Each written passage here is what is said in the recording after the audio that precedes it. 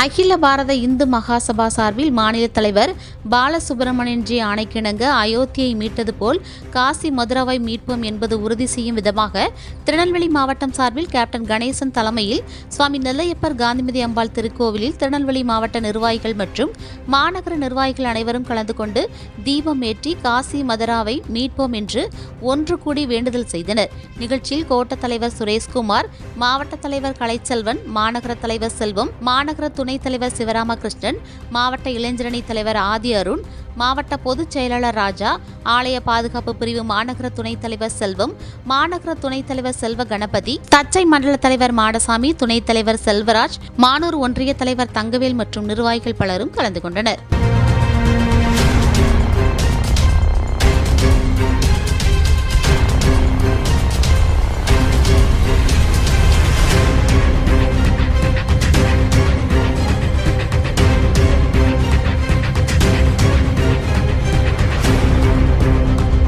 அகில பாரத இந்து மகாசபா திருநெல்வேலி மாநகர மாவட்டம் என்னன்னா இன்னைக்கு டிசம்பர் 6 அயோத்தியை மீட்டெடுத்து இன்னைக்கு நல்லபடியா இன்னைக்கு எல்லாருமே பக்தியோட இந்து மக்கள் நல்ல சந்தோஷமா இருந்துட்டு இருக்கிறோம்.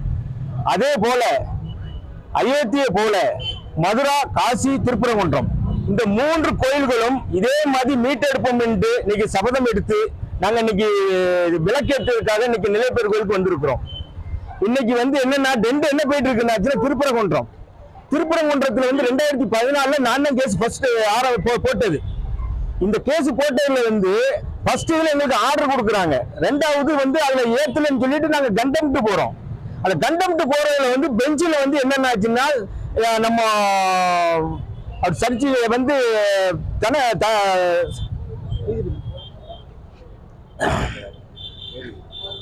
நீதிபதி அவர்கள் என்ன சொல்றாங்கன்னா, இந்த தீபம் ஏத்துறதுக்கு உங்களுக்கு என்ன ப்ராப்ளம்?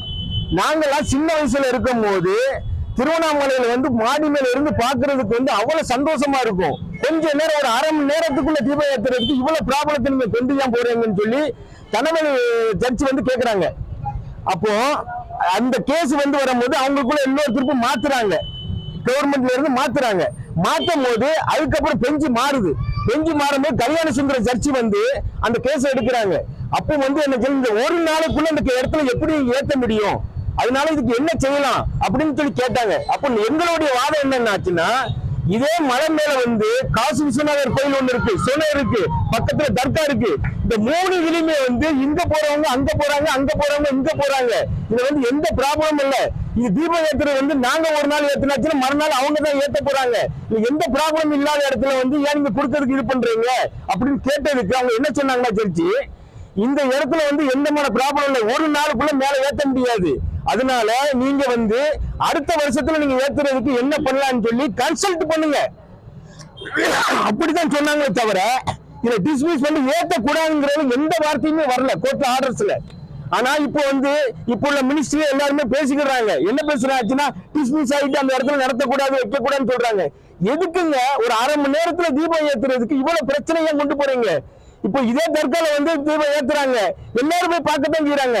ஏன் திருவண்ணாமலையில அவ்வளவு பேர், கோடிக்கணக்கான பேர் பார்த்துட்டு இருக்காங்க. என்ன பிரச்சனை? அரை மணி நேரம் மேல்ட்டு இது பிரச்சனைக்கே போக வேண்டாமே. இதுல பாதிக்கப்படுற யாருன்னாச்சுன்னா வக்கீலும் போலீஸ் தான்.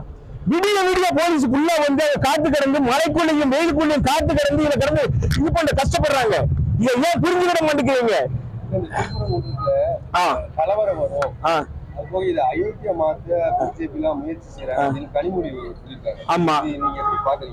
கிடையாது. ஏன்னா இந்த அம்மாக்கு என்னங்க தெரியும்? இந்த அம்மா வெளிநாட்டுல இருந்துட்டு வந்திருக்காங்க. தமிழ்நாட்டை பத்தி அவங்களுக்கு என்ன தெரியும்? இப்ப தமிழ்நாட்டுல இருந்து கனிமொழின்னு தெரியுது.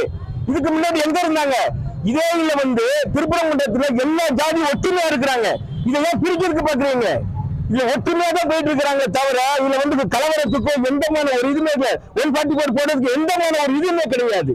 போலீஸ் தான் இதுல பலிகடா ஆகுறாங்க. ஆமா, கன்ஃபார்மா இது எந்த மாற்றம் இல்ல. அரசியலுடைய இதுதான் இதாகிறது.